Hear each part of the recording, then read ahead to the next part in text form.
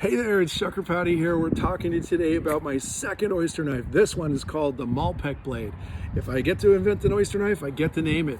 This one is named after Malpeque Bay, Prince Edward Island, which is the place where the Canadian Championship of oyster shucking, all the oyster seed from Prince Edward Island comes from.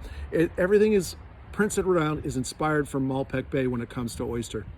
So this is my inspiration and dedication to Prince Edward Island and Malpeque Bay oysters. This is a shorter blade. It is 2.5 inches long, 56 millimeters in length. Perfect for the newest of all grades that are coming out there. It's called the cocktail grade. It's a little bit smaller, but very tight and compact. And when you culture these things, big fat oysters and a huge meat to shell ratio. It desires a shorter type of blade, but something a little bit more stocky as well. And that's what I put together here with the Malpeque blade. Wide and stocky, short and stout, but perfect to get into an oyster like this.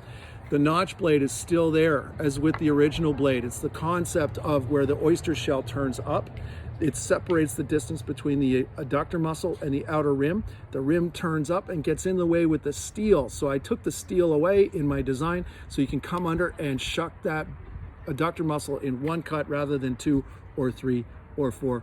It's a very competitive idea, but it's designed for everyday use. And you can compete if you want to too, that's fine.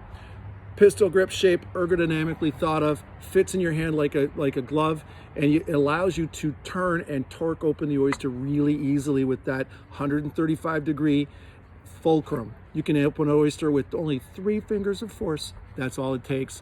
And this is what we call the Malpeque blade. So I'm going to show you my other oyster knives in a second or two.